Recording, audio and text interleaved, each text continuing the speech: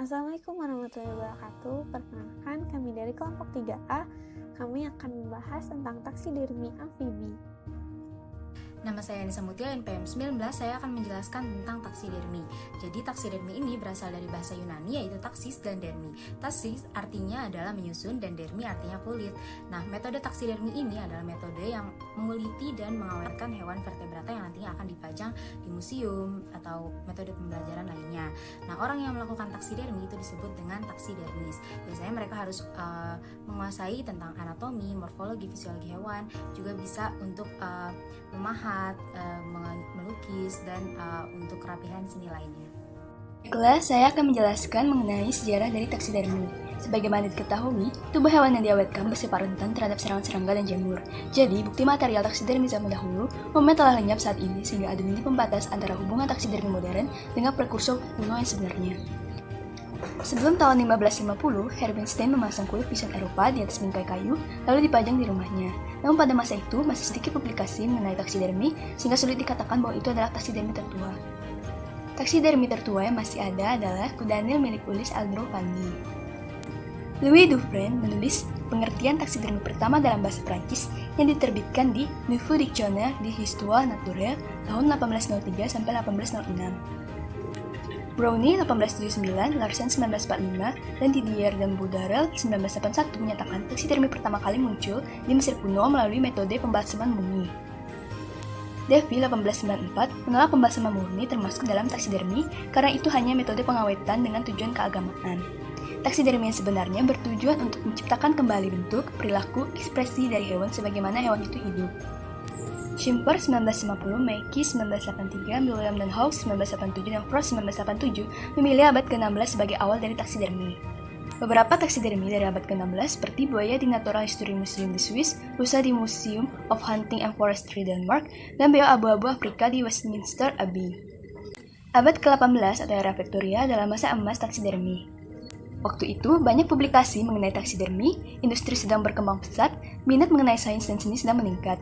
Banyak seniman yang ingin membuat awetan hewan yang terlihat nyata. Biasanya wanita akan mempersiapkan peralatan hewannya, pria akan berburu hewan yang umumnya didominasi oleh mamalia. Para bangsawan akan berkonsultasi dengan ahli kimia untuk menentukan bahan pengawet yang tepat. Nanti bangsawan itu akan menguliti, mengawetkan, dan memposisikan hewan tersebut dalam keadaan tegak.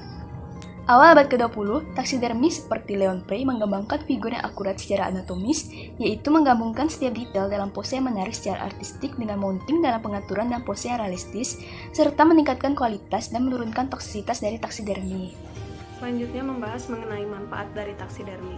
Beberapa di antaranya adalah sebagai media dokumentasi, pendidikan, karya seni, hiburan, sequencing DNA, serta penelitian. Nah, di sini saya akan membahas soal media dokumentasi. Jadi zaman dahulu itu sebelum ditemukannya kamera, biasanya dokumentasi itu dilakukan melalui ilustrasi atau hanya penggambaran deskripsi. Nah, maka dari itu ada yang namanya taksidermi. Dari sini taksidermi ini bisa dibilang sebagai media dokumentasi yang paling akurat bila dilakukan oleh profesional. Nah, selanjutnya yang akan saya bahas adalah mengenai sequencing DNA. Seperti yang kita tahu, sequencing DNA ini sampelnya dapat diambil dari fosil maupun tulang atau bercak darah sekalipun, sehingga memungkinkan sekali untuk mengambil sampel dari kulit spesimen taksidermi. Dalam pembuatan taksidermis memiliki etika yang harus dijaga agar hewan yang dijadikan model taksidermi tidak mengalami kepunahan. Etika seorang taksidermi ialah menggunakan hewan yang mati secara alami, ataupun hewan yang digunakan ini bukanlah merupakan hewan hasil buruan. Kemudian ada peraturan mengenai taksidermi. Yang pertama adalah Undang-Undang Nomor 5 Tahun 1990 tentang konservasi sumber daya alam Haiti dan ekosistemnya. Kemudian ada Peraturan Pemerintah Nomor 7 Tahun 1999 tentang pengawetan jenis tumbuhan dan satwa.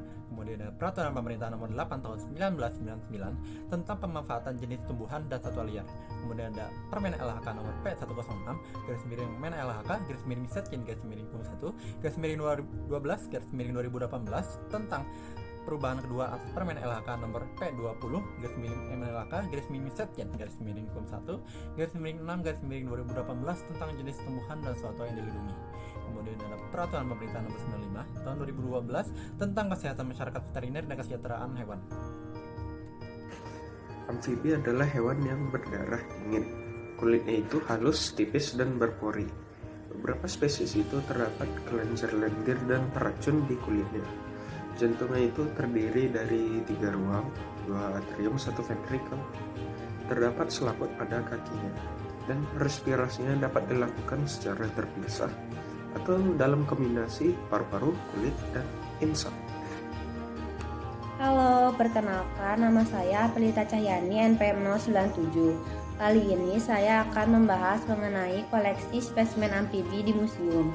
Gambar-gambar ini merupakan koleksi dari Ferenc Mer dari Hongaria.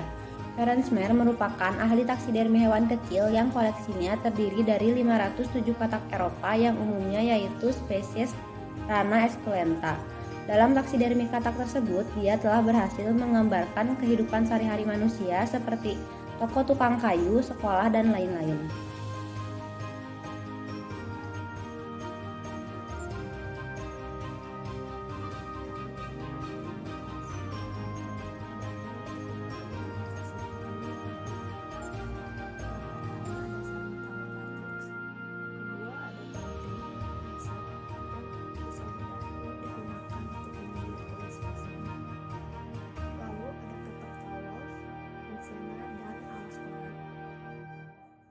Digunakan juga meteran dan jangkar sorong untuk pengukuran morfometrik tubuh spesimen. Kemudian ada kapas dan batang kayu yang digunakan dalam proses stuffing untuk membentuk rangka dan tubuh spesimen. Lalu ada jarum dan benang untuk merapikan dan menyatukan kulit spesimen dalam proses taksidermi. Dalam taksidermi amfibi digunakan bahan kimia berupa formalin 10% dan etil alkohol 70% untuk fiksasi dan pengawetan spesimen. Di sini saya Endok Sumadewi akan menjelaskan mengenai prosedur dari taksidermi hewan amfibi. Nah, untuk hewan amfibi sendiri, itu taksidermi prosedurnya itu terbagi menjadi 2, yaitu ada awetan kering hewan dan yang kedua itu ada kerangka hewan amfibi. Nah, untuk yang awetan kering hewan itu akan dijelaskan sendiri oleh saya. Nah, tahap pertama yang harus dilakukan yaitu adalah tahap skinning, di mana itu merupakan tahap pengulitan. Untuk tahap kedua itu ada persaving atau merupakan tahap pengawetan kulit, di mana kulit yang sudah dipisahkan itu harus dihilangkan dari lemaknya menggunakan air, deterjen atau dengan alkohol. Permukaan dalam kulit itu diawetkan menggunakan larutan boraks.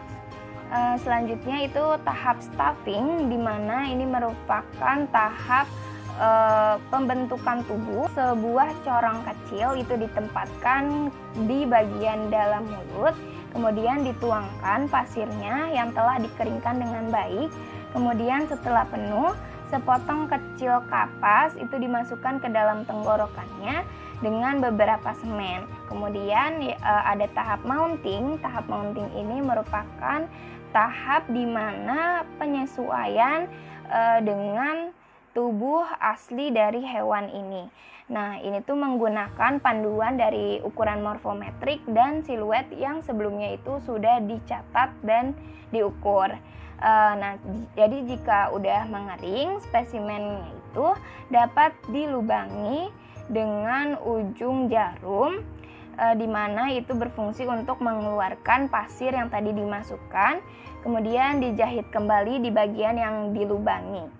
Nah, untuk tahap terakhir itu ada tahap finishing, di mana itu merupakan tahap penyempurnaan, yaitu hewan-hewan yang sudah mengalami pengeringan umumnya itu akan mengalami perubahan warna. Nah, tahap ini di mana dia itu akan disempurnakan sesuai dengan hewan aslinya. Selanjutnya saya akan menjelaskan mengenai prosedur untuk pembuatan awetan kering kerangka.